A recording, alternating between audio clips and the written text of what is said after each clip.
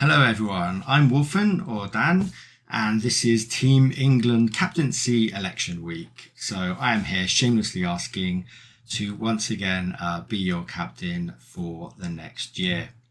I wanted to start by thanking a lot of people that have made this last year so great, starting with the Team England committee, Dan and Phil, who've been here through the whole year.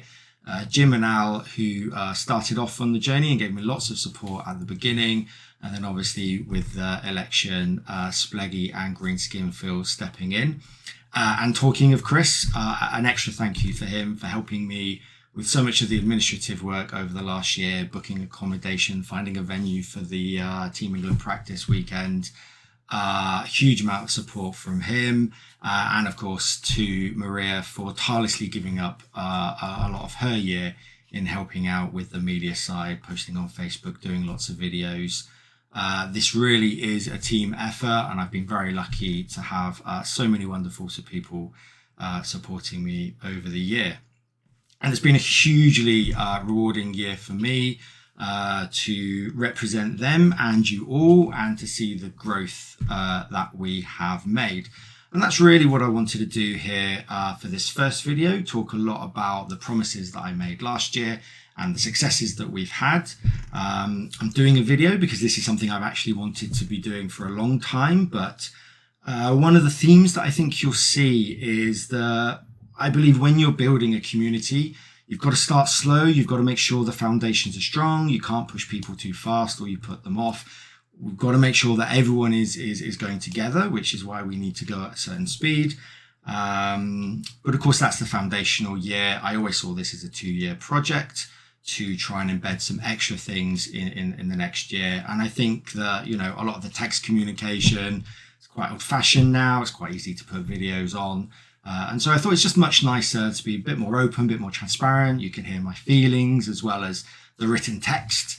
And we can all have, a really good open conversation around what's happened and what is going to happen in my plans over the next year. Anyone that was following my plans from last year will know I'm quite ambitious in the things that I want to achieve. Things like Squad England, and the Discord community, opening those things up, being more inclusive to everyone, and giving everyone a shared space that we can collaborate, which we didn't have.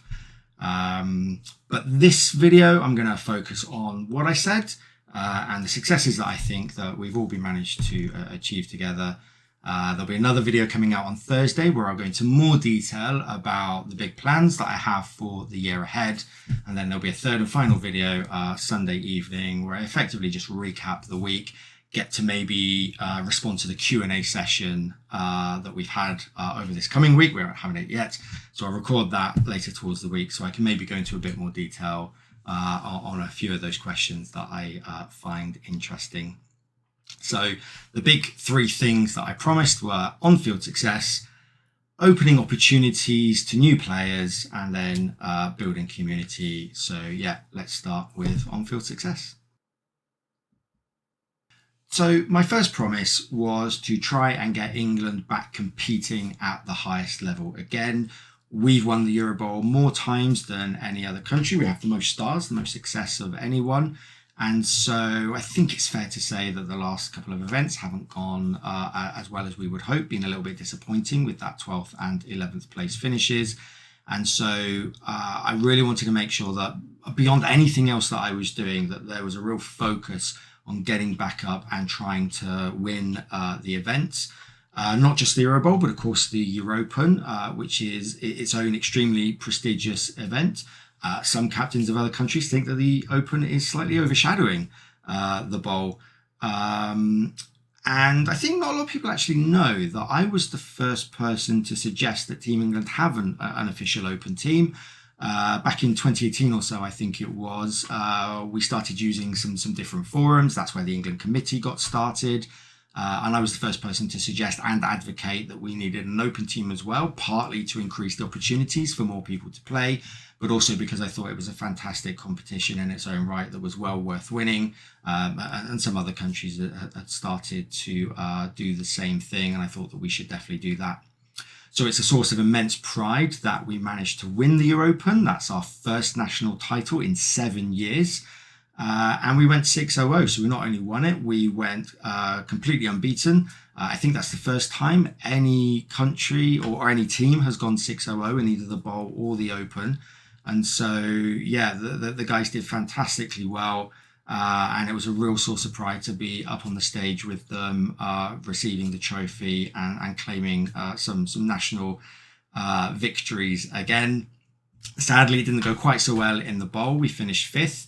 But we were only 1 point off of the winners. We went 4-1-1, which we've actually won the Euro Bowl with before.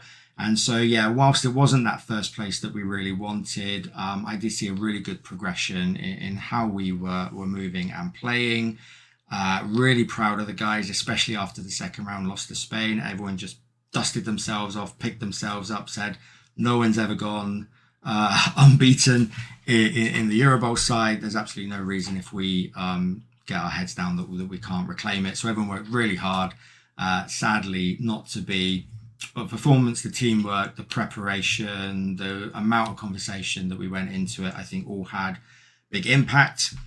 We had a really good practice weekend as well. That again was a change. We hadn't run practices in that way before.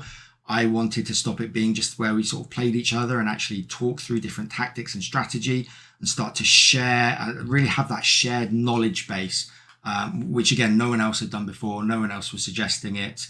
But fortunately got some really good feedback on that. So yeah, we'll definitely want to do that again. So yeah, looking forwards, is trying to get that Euro Bowl win. And so if I'm re-elected, that's obviously the number one focus in terms of success. So my second big promise was about opening opportunities for new players to break into Team England. It's always very difficult when you've only got 12 spots. And especially since the release of Blood Bowl 2020, we've seen a huge influx of new players or people rediscovering the game. Tournaments have never been more full. There's never been more buzz about playing for England. And so I felt that it was really important to not only have the 12. Yeah, so it's, not enough for me to just increase it to 12. I wanted to increase it to 24 as well to really help to bring people into the national team. And it was great from a support perspective because we had a lot more discussion, a lot more thoughts and ideas all being generated, which supported the 12 people that actually played for Team England at the event. But also it was great for some of the newer players to just be part of the environment, to make it feel like they belong. That sense of belonging is really important, to have more access and to the guys that have been there and done it before, and really just break down those walls and just have that shared base where we all know that we're all the same. We're all trying to represent England. We're all trying to do our best, and we're doing it as a wider group.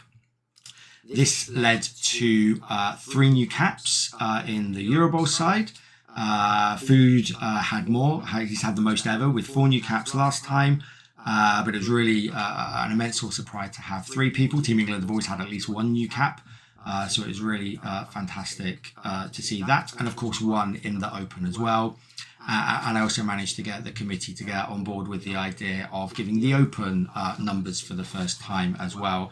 Again, help with that shared sense of belonging, that we're all in this. We're all wearing the same shirt. We should all get a number. We're all part of the same team. It's all very inclusive. I know historically there has been a perspective that the Team England has been kind of locked in to a clique, and whether you believe that or not, that's a lot of perspective that people have. That's their feelings, and I was really keen to break down those feelings so that we didn't feel that way before, because it would be a real shame if we did end up in a clique, because I don't think that's what anyone wants in the national setup. So really important to keep that, which I will be doing for the year going ahead.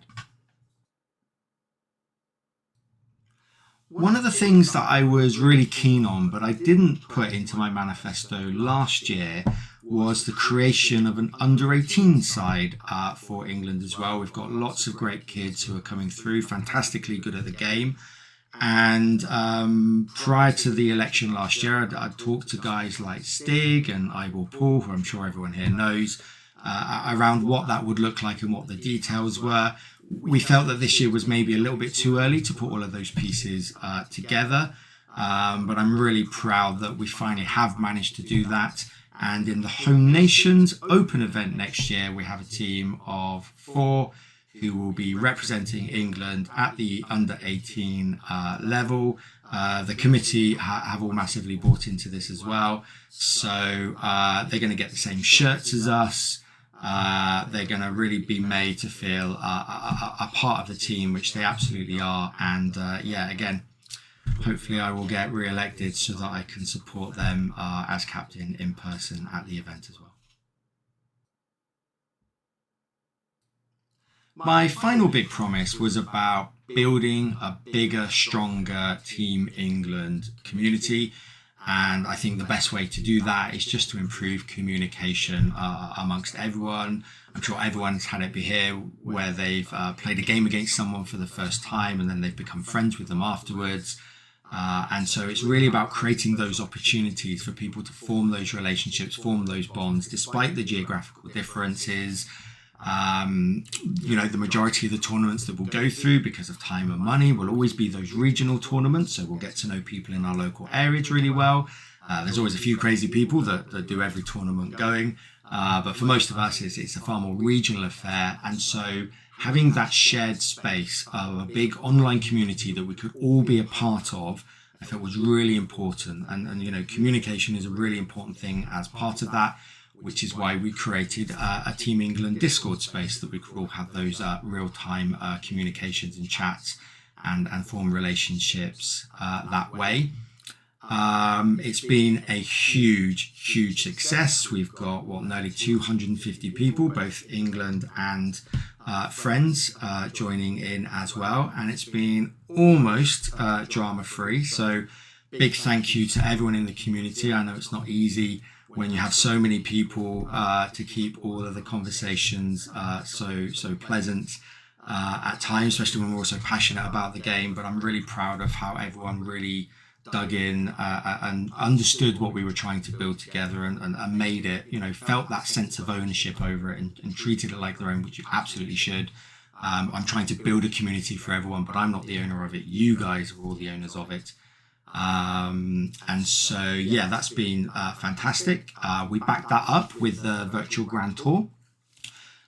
So that again was a fun way to try and bring people together, a bit of practice for the Team England 12, but also a really good way of having those relationship building, letting people from all of these places know that they are welcome and inviting them in. Whilst I'll go into more detail in the next video, got a lot more planned in the virtual Grand Tour space, even bigger, even better ideas ahead, because it is all about creating that sense of shared space. When you have close-knit club communication where people are kind of talking all the time, it's a very micro level, very fast and responsive. That doesn't really work at a national level. We're just too diverse. It's really important to make sure that everyone is together, even if they don't necessarily want to engage with the game and the community in quite the same way. So you need to account for that. And so for me, what's important is that nationally you lead through values. You show your values. You get people to buy into those values. And then you trust that they'll do the right thing and take ownership of it themselves, which I think we all have. Communication can always be better. As I said at the beginning, one of the most important things is to make sure that we're not going too quickly for everyone. But now that I think we've got a really solid foundation in place, we can start to expand on that. So these monthly video updates, if I'm elected, these video updates will be monthly if I'm elected. So we will have Q&A sessions, more engagement, and more senses of belonging and working together. So that's my recap for the year just gone. And the reason I wanted to start with that was just to remind everyone just how far we've all come over this last year, how much more we have now, how many great conversations and new friendships that we've formed because of the promises that I made last year. This was always a foundational year, and I think the foundations are super strong now. We've achieved what we want to, and I'm hoping that from that, I can instill a sense of confidence in everyone that when I say that I'm going to deliver on something, I deliver on it. I've made these promises, these big promises that lots of people were not quite so convinced could happen. And maybe they've happened so well that, maybe we're taking a little bit for granted what we've got now.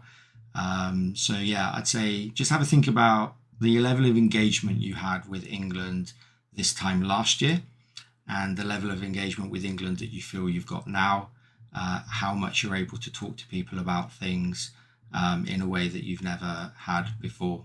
So do you believe that England is stronger, more connected, more successful than it was a year ago? I do. I think we're building something really strong. Let's keep it going. Wolfen 2026.